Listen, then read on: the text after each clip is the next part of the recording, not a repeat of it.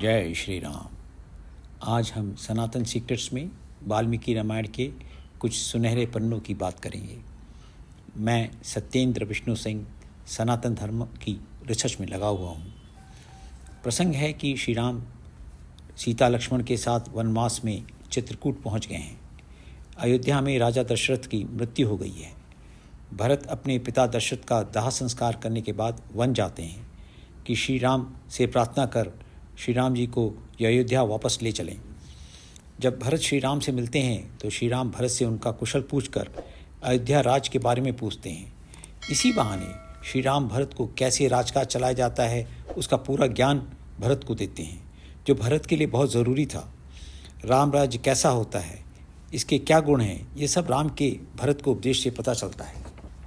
कच्चित सहस्त्रैर्मूर्खाणामेकमिच्छसि पंडितम पंडितो ह्यर्थ कृच्छ्रेषु कुर्यान्निश्रेयसं महत्। श्री राम भरत से कहते हैं, क्या तुम सहस्त्रों मूर्खों के बदले एक पंडित को ही अपने पास रखने की इच्छा रखते हो? पंडित मतलब विद्वान, क्योंकि विद्वान पुरुष ही और संकट में महान कल्याण कर सकता है। ये कितने सार की बात है राज्य चलाने के लिए। कच्चिन मुख्या महत्स्वेव मध्यमेषु च मध्यमा जघन्याश्च जघन्येषु भृत्यास्ते तात योजिता। श्री राम फिर कहते हैं, भाई तुमने प्रधान व्यक्तियों को प्रधान, मध्यम श्रेणी के मनुष्यों को मध्यम और छोटी श्रेणी के लोगों को छोटे ही कामों में नियुक्त किया है ना।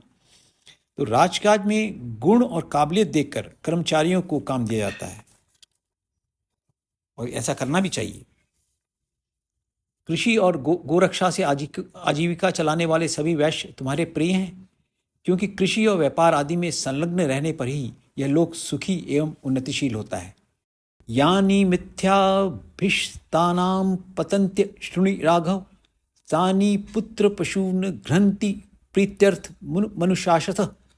निरपराध होने पर भी जिन्हें झूठे दोष लगाकर दंड दिया जाता है, उन मनुष्यों की आंखों से जो आंसू गिरते हैं वो पक्षपात भरे शासन करने वाले राजा के पुत्र और पशुओं का नाश कर देते हैं। कितनी बड़ी बात है। श्री राम भरत को राजा के 14 दोष भी बताते हैं जिनसे दूर रहना चाहिए। नास्तिक होना, झूठ बोलना, आलस्य, ज्ञानी पुरुषों का संग न करना, अहंकार, इंद्रियों के वश में होना, राजकाज में अकेले ही विचार करना, मूर्खों से सलाह लेना, निश्चित किए हुए कार्यों को तुरंत न प्रारंभ करना, गुप्त मंत्रणा को बाहर बता देना, ये सारे दोष हैं। मांगलिक कार्यों को ना करना और सब शत्रुओं पर एक ही साथ चढ़ाई कर देना, ये सब राजा के दोष हैं। श्री राम ने भरत को कहा कि इन दोषों से वे बचें। तो राजकाज के सारे आवश्यक उपदेश श्री राम ने भरत को चित्रकूट में ही दे दिए, जिससे वे अच्छी तरह राजकाज कर सकें। श्री राम दूर की देख लेते थे, ज्ञानी थे और अवसर का पूरा उपयोग करते थे। आपका बहुत अभिनंदन। जय श्री राम।